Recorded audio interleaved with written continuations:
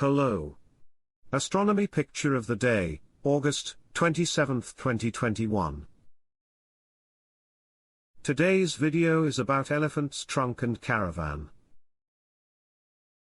Like an illustration in a galactic just-so story, the elephant's trunk nebula winds through the emission nebula and young star cluster complex IC 1396, in the high and far-off constellation of Cepheus.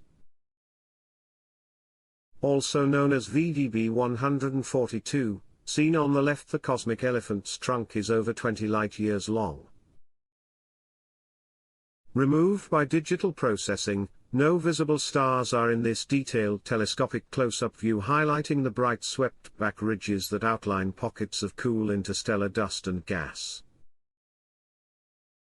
But the dark, tendril-shaped clouds contain the raw material for star formation and hide protostars within. Nearly 3,000 light-years distant, the relatively faint IC 1396 comple. Thanks for watching. And don't forget to like, comment, and share.